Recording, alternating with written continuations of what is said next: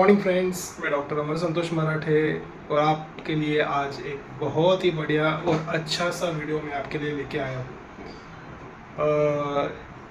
ये जो रेमेडी है ये इसको हम समझेंगे क्योंकि ये बहुत डीप एक्टिंग रेमेडी है और इसके काफ़ी पैथोलॉजिकल केसेस मेरे पास है और बहुत इसका जो रिज़ल्ट है वो बहुत सटीक है अगर हम इसको समझते हैं। और ये काफ़ी आसान है प्रिस्क्रिप्शन में, अगर हम उसका जिस्ट समझेंगे वो रेमेडी की, उसकी एक जान होती है हर एक रेमेडी की। ये रेमेडी है उसकी भी एक जान है, उसके बारे में आज हम समझेंगे।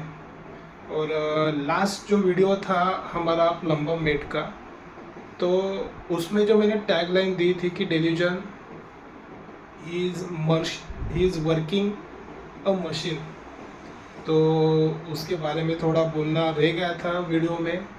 मगर वीडियो में एक थीम में अगर हम अंडरस्टैंड करते हैं मेटाफोरिकली, तो ये रूब्रिक ही मेटाफोरिकल का है कि उसको ऐसा लगता है कि वो बस काम करते जा रहा है, उससे ना कोई उसको फ्रूटफुल मिल रहा है या उसका बिजनेस जो वो कर रहा है उससे उसको बहुत कुछ ज़्यादा नहीं मिल रहा है, बस वो करने के लिए कर रहा है, जैसे मशीन चला रहा है, उससे कुछ भी उसको लाभ प्रतीत नहीं हो रहा है। और एक मैकेनिकल सी ज़िंदगी उसकी हो गई है, मैकेनिकल सी जी रहा है वो। और ये सब चीज़ें उसके लाइफ में होती है। तो ये प्लम्बम होता है, एक फेज़ में प्लम्बम में ऐसा फेज़ आता है उसके लाइफ में कि वो सब चीज़ें जो कर रहा है वो मैकेनिकल कर रहा है, जैसे डेल्यूजन वर्किंग अ मशीन।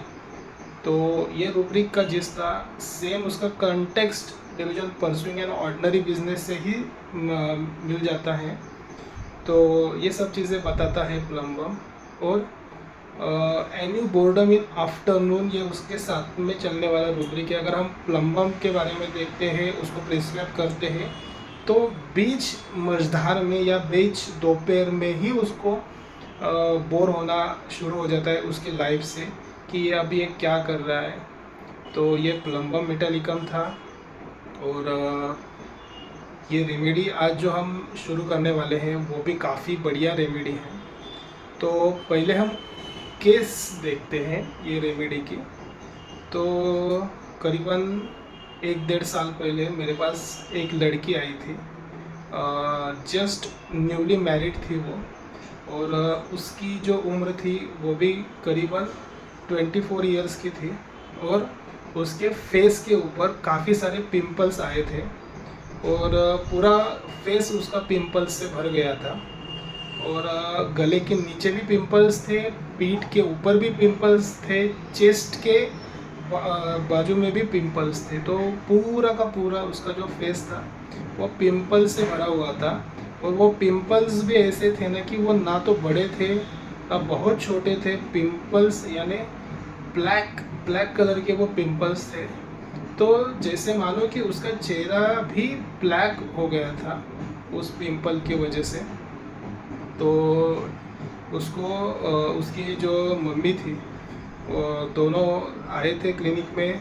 तो मम्मी ने पहले शुरुआत की बताने के लिए कि डॉक्टर साहब देखो, ऐसी ऐसी हालत इसकी हो गई है और अभी अभी इसकी मैरिज हुई है और इसका चेहरा क्लीन होना चाहिए।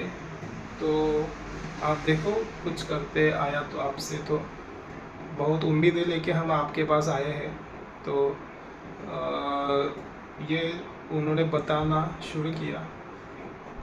उसके बाद में मैंने वो जो लड़की थी उसको पूछा कि आप बताओ आपको क्या लग रहा है पिंपल्स को लेके, या आपको उसको लेके मन में क्या चिंता है। तो उसने कहना शुरू किया कि डॉक्टर साहब बहुत ज़्यादा है ये पिंपल्स और बहुत बुरा लगता है, एक गंदा सा महसूस होता है। और जैसे सासू माँ भी टोक देती है या कोई रिलेटिव्स आया है तो वो चेहरा देख के फिर बोलने शुरू कर देते हैं कि कितना बुरा हो गया ये तेरा चेहरा, कितना कुछ ट्रीटमेंट क्यों नहीं करते हो, कुछ ये मेडिसिन क्यों नहीं लेते हो। मैंने भी बहुत सारे फेस वॉश ट्राई किए हैं मगर उससे कुछ काफ़ी रिलीफ मुझे मिला नहीं है। और देखो अभी अभी शादी हुई है, तो थोड़ा हस्बैंड के प्रति भी हम बोलते हैं ना कि चेहरा अच्छा होना चाहिए। हालांकि हस्बैंड मेरे बहुत अच्छे हैं, उन्होंने अब कुछ मुझे बोला नहीं है, मगर यही सासू माँ और मेरी ननद और वो बाकी चीज़ें बोलते हैं, तो बहुत बुरा लगता है। तो मैंने बोला कि ये जो पिंपल्स है वो आपको कब से आए हैं? तो उसने कहना शुरू किया कि पिंपल्स तो मुझे काफ़ी पहले से है डॉक्टर साहब। जैसे मेरे पीरियड्स आने लगे थे तब से मुझे पिंपल्स की शिकायत थी, मगर इतनी नहीं थी। अभी शादी होने के बाद में थोड़ा चेहरा भी लग रहा है कि ज़्यादा ही पिंपल्स है। और मैंने पूछा कि और क्या आपको परेशानी है? तो बस ये पिंपल्स और उसके आगे पेशेंट कुछ बोल नहीं रही थी। तो थोड़ा मुझे एक समझ में आया कि पेशेंट की मम्मी साथ में बैठी है, तो शायद ये खुल के बात अभी नहीं कर सकती है। तो मैंने उनके मम्मी को बाहर बिठाया और पेशेंट को बोला कि आपकी लाइफ में क्या चल रहा है जिसको लेके आप बहुत तंग हो रहे हो और जो आपको अच्छा नहीं लग रहा है? तो ये सवाल जैसे ही मैंने पूछा तो पेशेंट ने एक स्माइल दी और नीचे देखा, फिर वापस से ऊपर देखा और फिर कहने लगे कि डॉक्टर साहब आप लाइफ का पूछ रहे हैं। ये मैं आपको बता रही हूँ कि मैं घर की सबसे बड़ी लड़की हूँ। मेरे बाद में एक मेरी सिस्टर है और एक छोटा भाई है। तो ऐसा समझो कि बचपन से ही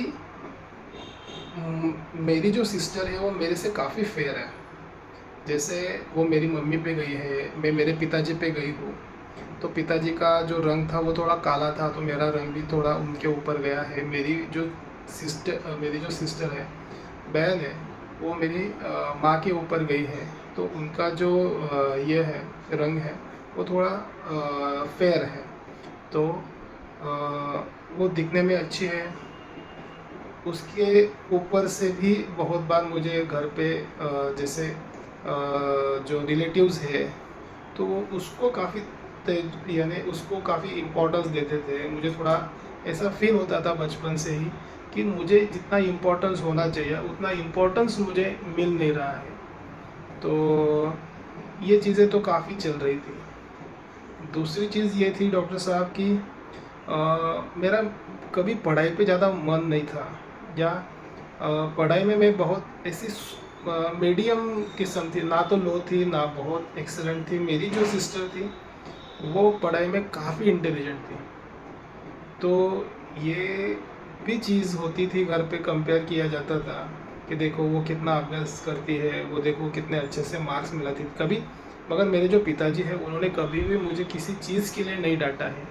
खाली मेरी माँ का मेरी तरफ जो झुकाव था वो थोड़ा कम था, सिस्टर की तरफ ज़्यादा था, भाई की तरफ ज़्यादा था, क्योंकि वो अकेला लड़का था घर पे।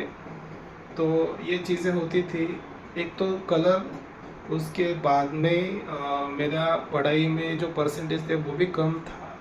तो ये चीज़ों को लेके ना मुझे बहुत परेशानी होती थी, यानी मैंने बहुत झेला। तो तब से मेरे दिल में ख्याल आता था कि यार क्या लाइफ मिली है मुझे ऐसी।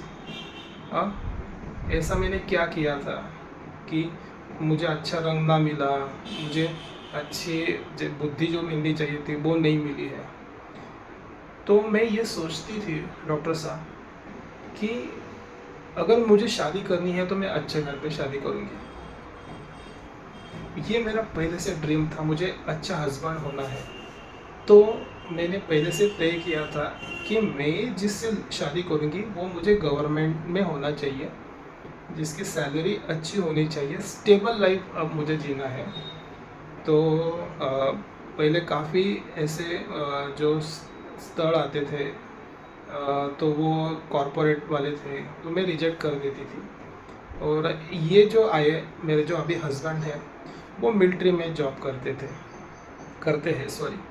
तो मिलिट्री में जॉब करने से वो यानी अच्छा खासा उनकी सैलरी थी, स्टेबल जॉब था, गवर्नमेंट का जॉब था, तो मैंने पहले से हाँ कर दिया कि हाँ मुझे ये चलेगा। और जैसे ही मैरिज की प्रोसीजर हो रही थी, और ये भी बहुत अच्छा है स्वभाव के, तो मुझे अब लगा कि मेरा जो ड्रीम था वो अभी फुलफ़िल हो गया। मगर जैसे ही मेरी शादी हुई तो मुझे पता चला कि जो मेरी सासू माँ है वो काफ़ी एक किस्म की ऑर्थोडॉक्स लेडी है। तो मैं कुछ करती थी, ये मेरे ऊपर ध्यान देती थी, यानी बहुत सारे रेस्ट्रिक्शंस मेरे ऊपर डाले थे। मैंने ऐसा सोचा था ना कि यार मेरी लाइफ अभी चेंज होने वाली है, बहुत चेंज होने वाली है। और जैसे हस्बैंड और मैं साथ में रहते थे, हमें कभी घूमना जाना था तो सासू माँ टोक देती थी कि यहाँ पे क्यों जा रहे हो, अभी अभी तो शादी हुई है, लोग क्या कहेंगे, आप शाम को घूमने निकलते हो, ये मत करो, वो मत करो। मुझे काफ़ी बुरा लगता था और काफ़ी चिड़चिड़ भी होती थी कि यार अभी इसका क्या है ना यार, अभी तो शादी हो गई है ना। चलो शादी के पहले अगर आप बोलते थे तो कुछ अलग बात है, शादी होने के बाद में ये तो जायज़ है ना कि हम साथ में घूमेंगे, नहीं तो क्या करेंगे फिर। तो ये चीज़ें थी, ये चीज़ें मुझे बहुत बॉदर करती थी। और 3 महीने हो गए शादी के, 3 महीने के बाद में इनकी पोस्टिंग वापस ये पोस्टिंग के ऊपर चले गए, तो मैं अकेले घर पे रहने लगी। तो घर पे रहने के बाद में ना तो किसी से ज़्यादा बात करना है, ना शॉपिंग के लिए जाना है बहुत, और जाना भी है तो मुझे इनके साथ में ही, सासू माँ के साथ में ही जाना था। वो जहाँ पे जाना चाहती थी मुझे मन ना होते हुए वहाँ पे जाना पड़ता था, यानी बहुत सारी चीज़ें ऐसी हुई थी। तो इसकी वजह से भी मैं अकेला महसूस हो रहा था मुझे कि यार ये कैसी लाइफ मुझे मिली है। और हरदम सासू माँ, उनकी नज़र मेरे ऊपर होती थी। उनका एक प्रकार का, जैसे हम बोलते हैं ना, कि वो मेरे पीछे ही रहती थी कि क्या कर रही है, कैसे ये कर रही है, क्या बिहेव कर रही है, कैसे बात कर रही है। और हरदम वो मुझे सुझाव देती थी, ये देती थी। उसके बाद में 3 महीने के बाद में वो मेरे हस्बैंड वापस से छुट्टी पे आए। तो छुट्टी पे आने के बाद में मैंने उनसे ये बात की कि ऐसी ऐसी चीज़ें हैं, तो आप भी मुझे साथ में लेके चलो। तो उन्होंने कहा कि अभी अभी जो मेरी पोस्टिंग हुई है, अभी अभी हुई है, करीबन साल 1.5 साल लग जाते हैं वहाँ पे क्वार्टर मिलने के लिए। तो जैसे ही क्वार्टर मिलेंगे तो हम वहाँ पे चले जाएंगे। तो जब तक यहाँ पे है तब तक थोड़ा आप सहन करो। उन्होंने भी उनके माँ को कहा कि ये सब चीज़ें हैं तो इतना रिस्ट्रिक्शंस ठीक नहीं है। तो सासू माँ ने मेरे से बात की कि मैं कहाँ पे तुझे रिस्ट्रिक्शन कर रही हूँ, ये तो हम जहाँ पे रह रहे वहाँ का समाज ये सब चीज़ें कह रहा है। तो ये चीज़ें होने के बाद में फिर मैंने मेरे हस्बैंड को पूछा कि आपने उनसे क्यों बात की है ऐसे, उनको बताने की क्या ज़रूरत है, ये तो हमारा बीच का मामला था। तो ये जो चीज़ें हुई थी ना, तो इसकी बात के बाद में वापस से मेरे तरफ मेरे सासू का, मुझे ऐसा लगा कि वो उनका जो नज़रिया है वो चेंज हो गया वापस से बुरा सा मुझे महसूस हो रहा था। तो ये सब चीज़ें होती थी, तो मैं वापस से मेरे लाइफ के ऊपर, या जो मुझे जो ज़िंदगी मिली है उसके ऊपर मैं भगवान के से बात करती थी कि ये ज़िंदगी आपने मुझे कैसी दी है। बचपन से ही ना तो कुछ अच्छा हुआ है मेरे लाइफ में, मैं जब बड़ी हुई तब भी कुछ अच्छा नहीं हुआ है, और जब मेरी शादी हुई, जब मुझे ऐसा लगा कि अभी सब कुछ मेरा हाथ में है, मुझे मिला है, वो भी वापस से आपने ये कर लिया। तो ये सब दिमाग में मेरे चल जाती है चीज़ें। तो और ये पिंपल्स, यानी लाइफ तो ख़राब है ही है, चेहरा भी ख़राब हो गया है डॉक्टर साहब। ये पिंपल्स की वजह से भी और मैं परेशान हो गई हूँ, क्योंकि बहुत ईचिंग होती है, तो पीठ के ऊपर है, छाती के ऊपर है।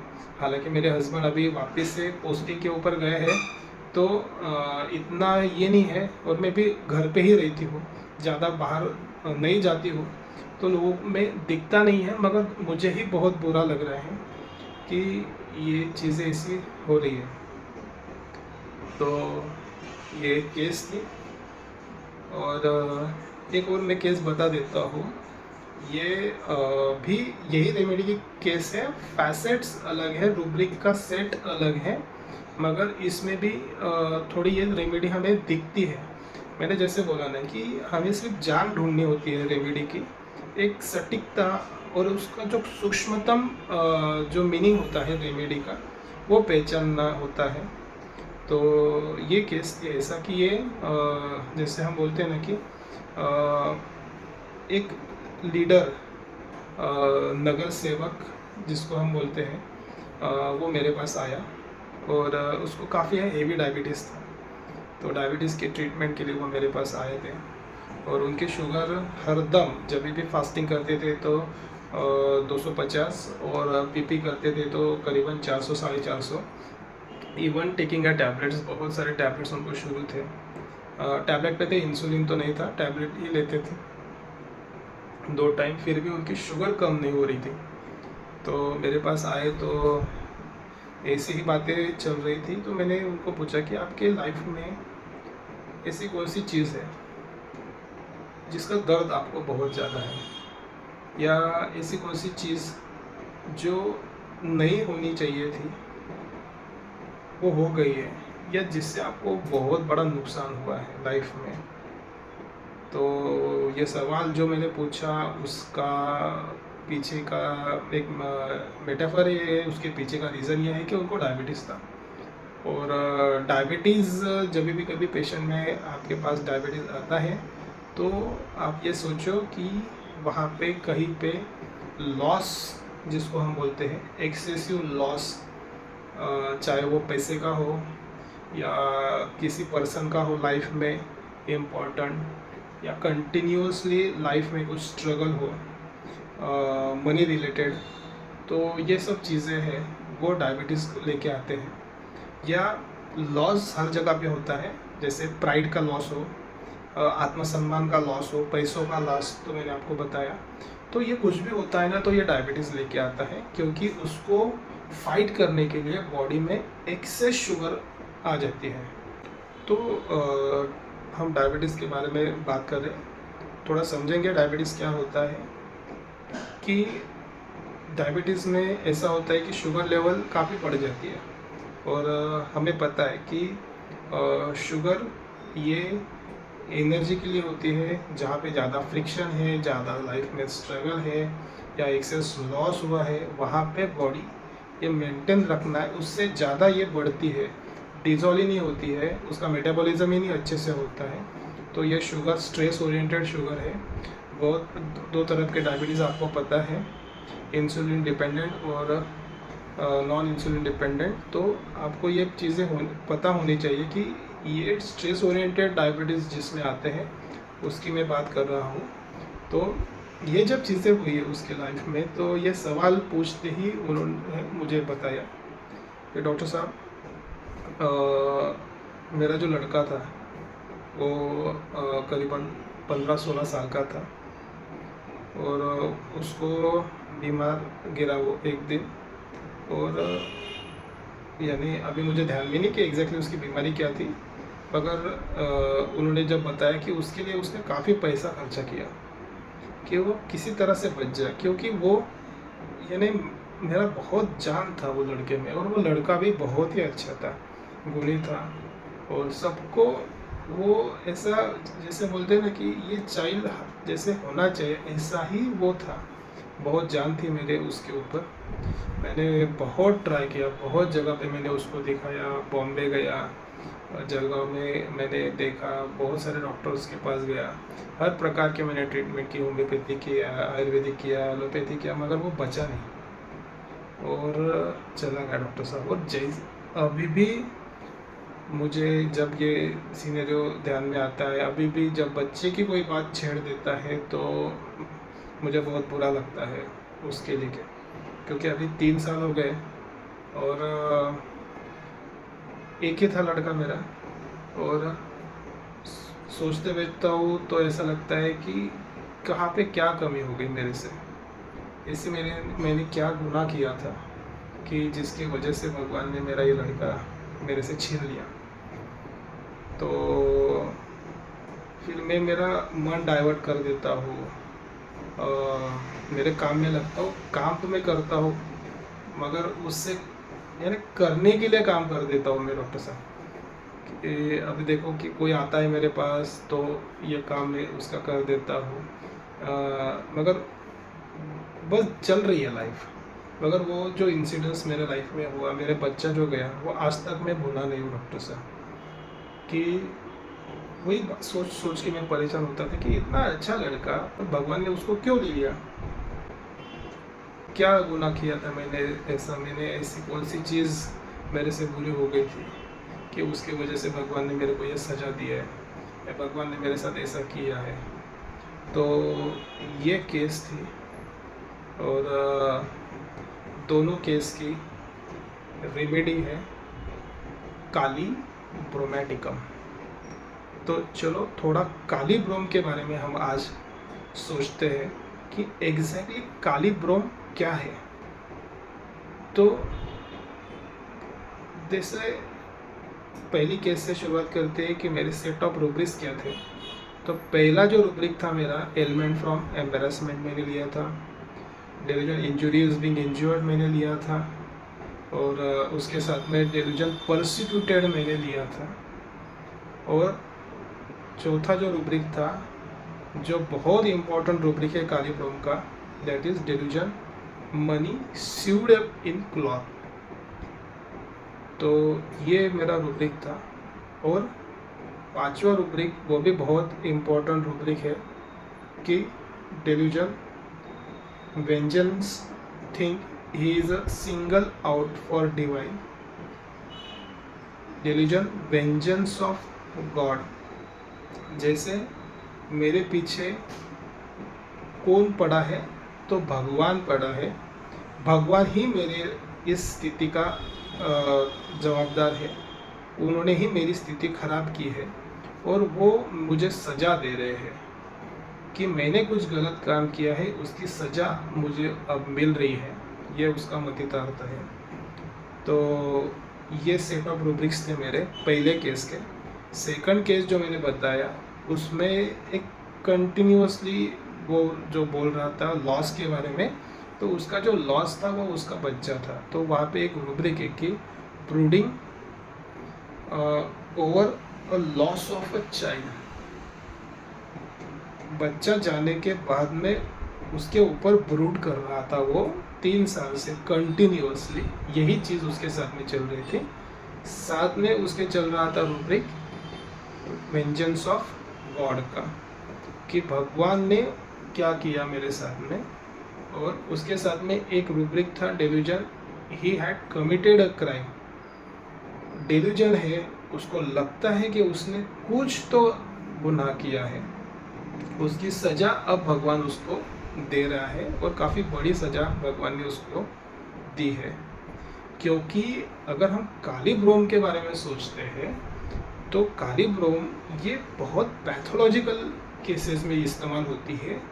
तो उसकी जो थिंकिंग है वो बहुत डीप है। जैसे बहुत बड़ा गुनाह उसके साथ हुआ है, उसने किया है, और उसकी जो सज़ा है, जैसे हम बोलते हैं कि स्किन के बहुत सारे लीजन्स होते हैं, सोरियासिस जैसे केसेस में हम काली ब्रोम का इस्तेमाल कर देते हैं, और कहीं पे भी ऐसी चीज़ें। तो उसकी जो थिंकिंग है ना, उसमें एक रूब्रिक है कि फियर ऑफ ऑर्डियल्स करके एक रूब्रिक है काली ब्रोम में। तो उसको सजा भी जो होती है, उसको वो ऑर्डियल की लेवल की लगती है कि इससे अब मैं बचने नहीं वाली। तो थोड़ा पहले से शुरुआत से हम सोचते हैं काली ब्रोम के बारे में, जो फर्स्ट लेडी थी उसके साथ में, कि क्या हुआ ना उसके लाइफ में। तो एक तो उसका कलर सांवला था, ब्लैकिश था, यह उसके हाथ में नहीं था, पिताजी के ऊपर वो गई थी।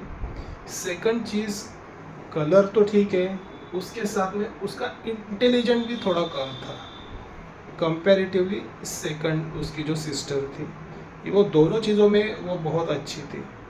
तो दोनों भी चीज़ों में उसको ऐसा लगता था कि कितना ख़राब नसीब है यार मेरा, कि कुछ भी अच्छा नहीं मिला है मुझे लाइफ में। कलर तो अच्छा मिलना चाहिए ना, क्योंकि बहुत बार ऐसा होता है लड़कियों में या लड़कों में भी, कि वो अभ्यास में अच्छा नहीं होते मगर फेयर होते हैं, टॉल होते हैं, हैंडसम होते हैं, लड़कियां खूबसूरत होती है, मगर मेरे पास तो वो भी नहीं है। यानी बचपन से ही मेरे साथ में अन्याय हुआ है, ऐसा उसको लगता था। सेकंड चीज़, एक हमारे इसमें एक बहुत अच्छा रूब्रिक है कि एमोरस डिस्पोजिशन। थोड़ा एमोरस के बारे में हम अगर सोचते हैं, तो उसके बारे में अगर सोचते हैं तो हमें ध्यान में आता है कि कालीब्रोम ना, उसकी जो इच्छाएं होती है ना, वो काफ़ी फैंटेसी वाली होती है। जैसे हम बोलते हैं ना कि एमोरस का मीनिंग होता है श्रृंगारिक, जिसमें वो कल्पना करता है ना कि मेरी लाइफ बहुत ऐसी बढ़िया सी हो, जिसमें मैं एक्टिवली पार्टिसिपेट कर रही हूँ और मेरे साथ में बहुत अच्छे से चीज़ें हो रही है। जैसे हम बोलते हैं ना कि थोड़ा कामुक जैसा उसको ऐसा लगता है कि वो चीज़ें हो, मगर बचपन से ही उसका जो नसीब है वो इतना अच्छा नहीं था। तो उसने सोचा था कि बचपन में जो नहीं मिला वो मुझे शादी के बाद में मिलना चाहिए, और इसलिए उसने सोचा था कि मैं गवर्नमेंट वाला जो आदमी है उससे शादी करूं। हालांकि पति अच्छा मिला, सब कुछ अच्छा मिला, यानी उसका जो नसीब था वो उसको बहुत ही बढ़िया हो गया उसका। मगर हुआ क्या ना कि सासू माँ खराब मिली उसको, हरदम टोकने वाली मिली। तो उसको ऐसा लगा कि यार अब मेरे तो हाथ में है सब कुछ, मेरा पति जो मुझे चाहता था वैसा मुझे मिला है, और फिर भी मैं उसको इस्तेमाल नहीं कर पा रही हूँ वो चीज़ें। तो delusion money sued up in his cloth, कि अब मैं जो मेरे नसीब में मुझे मिल रहा है वो भी मैं मेरे इसलिए इस्तेमाल नहीं कर रही हूँ। जो मुझे घूमना था उसके साथ में, मेरी जो इच्छाएं थी उसके साथ में जाना घूमना फिरना, वो भी मैं नहीं कर पा रही हूँ। तो चीज़ें तो अभी अच्छी है। ये फेज है ना, ये हेल्पलेसनेस का फेज है कि अब तो पावरफुल पोजीशन में हूँ, फिर भी मैं कुछ चीज़ों का इस्तेमाल मेरे लिए, खुद के लिए, मेरे पसंद से नहीं कर पा रही हूँ। ये होता है money sued up in cloth. तो मेरे पास तो है मनी, मेरा हस्बैंड अच्छा है, सब कुछ अच्छा है, फिर भी मैं उसका इस्तेमाल नहीं कर पा रही हूँ। उसके साथ में अच्छा सा रिलेशंस मेरा नहीं बन पा रहा है, क्योंकि सासू माँ बीच में आ रही है। तो delusion injury is being injured. Injury क्या हो रही है ना, उसके आत्मसम्मान में होने वाली ठेस, उसको क्षति हो रही है, और उसका सीधा परिणाम उसके चेहरे पे हो रहा है, पिंपल्स आ रहे, because of suppressed anger. Pimples का जो भी होता है ना, कि पिंपल्स का मेटाफोर क्या होता है ना कि फेस इज अ डिग्निटी, और face is a pride, face beauty होती है हमारी।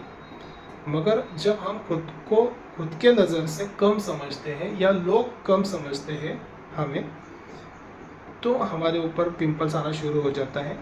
एक तो हम बोलते हैं ना कि मेरी आइडेंटिटी है, वो आइडेंटिटी क्रश की जाती है कि तू अच्छी नहीं है, तू बुरी है, तू ना तो इंटेलिजेंट है ना तो खूबसूरत है, तो तुझे एटलीस्ट तू पढ़ाई तो ध्यान से कर, ना तो तुझे चेहरा अच्छा मिला है तो तू पढ़ाई तो कर, तो तुझे अच्छा ये मिलेगा। तो हर दम आइडेंटिटी का क्रश होता है। तो ये चीज़ें जब बचपन से उसके साथ में हो रही थी, तो वो एक ही प्रकृति के ऊपर दोष देती थी कि भगवान तूने क्या किया है मेरे लाइफ से, ऐसे मैंने कौन सा गुनाह किया था कि उसकी सजा तू मुझे अब दे रहा है। That is vengeance of God.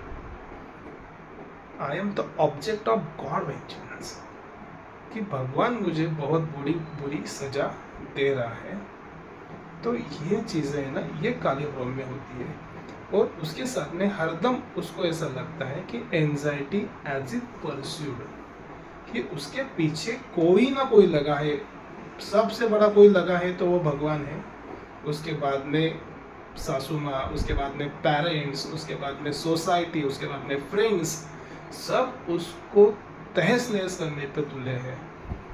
तो ये सब चीज़ें ना उसको बचपन से ही मिलती है, तो ऐसा उसको लगता है। और एक क्लासिकल बहुत बढ़िया रूब्रिक है हमारे पास, जो हम बोलते हैं ना कि जान क्या है ना रेमेडी की। 3 रूब्रिक पे हम कालीब्रोम देते हैं। पहला जो रूब्रिक है money sued up in cloth, second जो रूब्रिक है हमारा that is vengeance of God, और थर्ड रूब्रिक आपको ध्यान में आना चाहिए, मोर्निंग अबाउट हिज फेट। हरदम रोना है नसीब को, कोसना है नसीब को। सेकंड केस में भी वो नसीब को कोस रहा था, कि यार मैंने मेरा बेटा खो दिया। हालांकि वेल्थ में भी डाला गया है काली ब्रोम को। तो काली ब्रोम की जो वेल्थ है ना, थोड़ा ये ऑफ द ट्रैक हो जाएगा, मगर आप बता देता हूँ कि उसका जो फेथ होता है, बिलीफ सिस्टम होती है, रिलीजियस होता है, यही उसका फेथ होता है। और यहाँ पे ही उसका फेथ ब्रेक होता है कि चाहे मुझे कुछ ना मिले मगर मुझे अच्छा मिलने वाला है, इसके ऊपर उसका ज़बरदस्त भरोसा होता है काली ब्रोम का। वही वहाँ पे हुई वो डिसअपॉइंट होता है, वहाँ पे ही उसका फेथ ब्रेक हो जाता है और उसको लगता है कि मैंने कुछ बड़ा गुनाह किया है। तो ये चीज़ें हमें काली ब्रोम में मिलती हैं।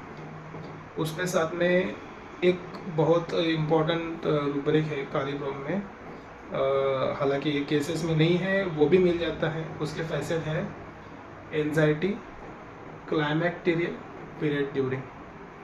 तो जैसे जैसे क्लाइमैक्टेरिक एज आ जाता है, जैसे जैसे उसकी प्रोडक्टिविटी ख़त्म होने लगती है, तो उसको एंजाइटी आना शुरू हो जाता है कि अब मेरा कैसा होगा। सैडनेस इम्पोर्टेंस विद कि मैं अब पोटेंट नहीं हूँ कुछ करने के लिए, मैं खुद से कुछ कर नहीं पा रही हूँ। जो चीज़ें मुझे करनी चाहिए थी, मैं प्रयास करके भी वो अभी नहीं कर पाई हूँ, उसका भी उसको बहुत दुख होता है। तो ये दोनों केसेस जो रूब्रिक है उसके भी मैं केसेस हैं मेरे पास, मगर ये लंबा वीडियो हो गया है तो मैं अगले बार उसको एक्सप्लेन करूँगा। तो ये काली ब्रोम आप ध्यान में रखो, काफ़ी अच्छी रेमेडी है, काफ़ी इम्पोर्टेंट है और काफ़ी बहुत सारे रेमेडीज़ के क्लोज में चल जाती है। जैसे सेपिया है, डिस्प्लेड इज मिजरेबल एग्जिस्टेंस में सेपिया के साथ में हम काली ब्रोम को देखते हैं। और जैसे इग्निशिया है, इग्निशिया में भी जैसे ये सिमिलर क्वालिटीज़ होती है कि jealousy newborn get all the attention, की सिस्टर को ही सब मिलता है। मगर यहाँ पे ना काली ब्रोम में अगर हम देखते हैं ना, तो काली ब्रोम दोष किसको देता है? काली ब्रोम दोष अपने नसीब को देता है कि यार मैं तो बहुत अच्छा था, I am a deserving candidate, फिर भी भगवान ने मुझे नहीं दिया है। मैंने क्या गलती किया था, ऐसे मैंने क्या गुनाह किया था कि भगवान ने मुझे ऐसा बनाया है। तो ये काली ब्रोम है दोस्तों, और ऐसे ही वीडियोस आने वाले हैं। और होम्योपैथी के लिए आप ये चैनल को सब्सक्राइब करो। ये प्रैक्टिकल केसेस में आपको बताता हूँ, प्रैक्टिकल आपके क्लिनिक में भी ऐसे ही केसेस आने वाले हैं। मेरा ज़्यादा तरीके भर होता है कि थेरोटिकल से ज़्यादा ना मैं प्रैक्टिकल पे सोचूं और प्रैक्टिकल ही देने की कोशिश होती है। तो आप ये चैनल को सब्सक्राइब करो, स्टूडेंट के पास भेजो, बहुत सारा जो न्यू प्रैक्टिशनर है उनके पास भेजो, जो अभी भी प्रैक्टिस शुरू करने वाले हैं उनके पास ये वीडियोस जाने दो। और सब्सक्राइब करो, लाइक करो, शेयर करो, और कमेंट सेक्शन में भी आप बोलो कि आपको क्या होना है। मैं हर एक कमेंट देखता हूँ, शायद रिप्लाई देने में थोड़ा लेट होता है, मगर कमेंट तो मैं देखता हूँ। और कमेंट में बहुत सारे रेमेडीज़ के नाम आए हैं, जैसे एलुमिना आया है, किसी ने लिखा है अभी प्लम्बम में, और किसी ने नाइट्रिक एसिड का भी जिक्र किया है मेरे पास एलुमिना के केसेस, नाइट्रिक एसिड के भी बहुत बढ़िया केसेस हैं। तो उसके भी वीडियोस आने वाले हैं, मगर जो वीडियोस प्रेजेंट है उसके बारे में आप सोचो, उसके ऊपर गौर करो और आपके ग्रुप में शेयर करो ये वीडियो। और वीडियो जितना आप शेयर करोगे उतना आपको सीखने को मिलेगा। और चैनल को सब्सक्राइब करते जाओ। धन्यवाद।